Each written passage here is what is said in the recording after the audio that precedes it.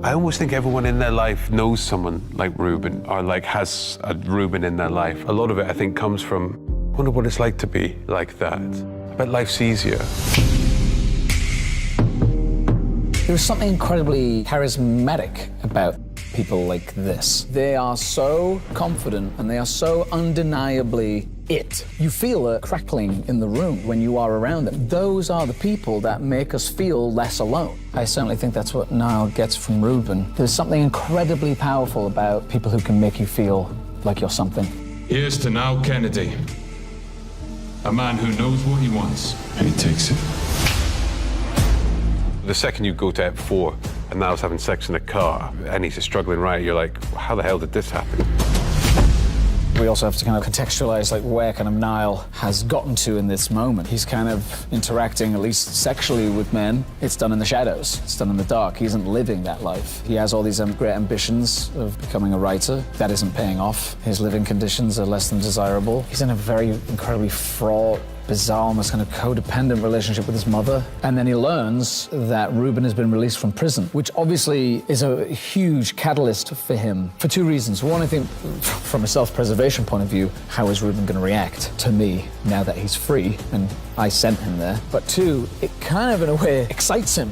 It lights him up. It suddenly gives him meaning. I always saw Niall as a completely different character in Block 2. I wanted the roles to shift. I wanted the sympathy to shift, the status to shift. I wanted it all to shift. Ruben is succeeding and healthy and helpful, and that's not the Ruben that Niall needs. So he almost would prefer him to be chaotic and violent and unpredictable and impulsive, because that makes him feel better about himself. Niall is much more kind of Machiavellian. Ruben's way more vulnerable. He is ultimately a guy just trying his best, despite his numerous psychological issues, and to just keep his life together and keep the woman he loves and keep the house and keep the job and all these things. I wanted the characters to be seen as so different. Who's the same person they are when they're 15, 18, 20?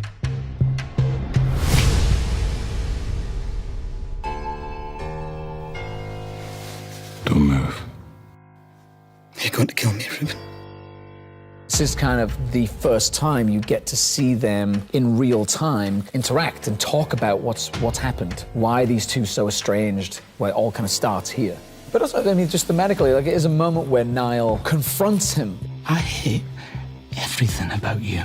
And the worst part about all of this, I would face 40 years in prison to walk in your shoes for a day, to feel what it must be like to be you. I think he also kind of thinks maybe he's going to die at this moment. I think he just kind of feels like, I got to get all this off my chest. And funnily enough, I think it's him kind of digging into that brutal honesty, that he's all the stuff that he's never spoken to this man, that in a way saves his life. Eve is pregnant. The ability to procreate and Ruben's inability is a one-upmanship in the masculine department. It is something that he has power over him. Asserting that power over Ruben is something that he kind of enjoys testing the waters of, to see how he will react. It kind of messes up his life ideals, and it messes up his idea of self as someone who is a provider and can give his partner everything she wants. In Ruben's messed up world, sex was something he took a lot of power in, and yet there's this problem that he has. It's deeply intertwined with his masculinity and his pride as a male, and I think it drives him to the brink. He loses his mind. He becomes all these things you've never seen him as: possessive, jealous, controlling. When he's feeling doubtful about himself, his whole kind of world crumbles. He adopts these kind of almost borderline psychosis or these controlling mechanisms. He's really brutal to Niall, and he's really jealous, he's really demanding. He goes full alpha when he's falling apart the most.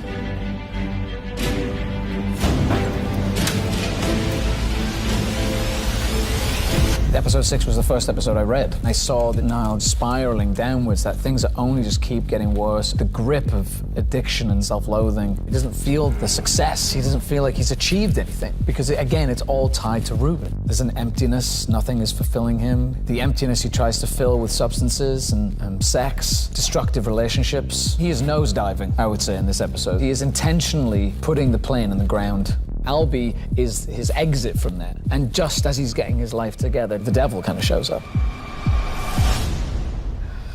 I think I'm gay. Sorry. Let me retract.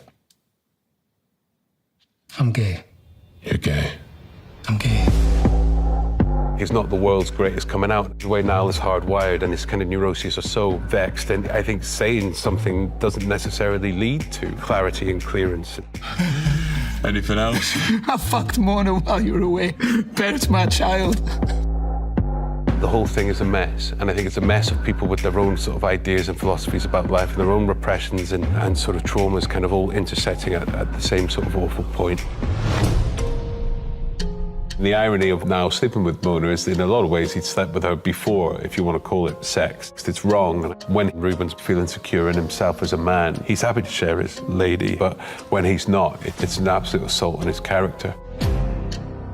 In the end, for Niall, he realizes that this vow, this bond, is incredibly dangerous. It's incredibly volatile, actually. Fucking love you, brother, yeah? I fucking love you, yeah? There are moments in 4, 5, and 6 that I think Ruben is totally redeemable. He's using every sinew of himself to correct the wrongs of his life. That final micro-expression of the series is kind of, in some way, trying to surmise that, in a way.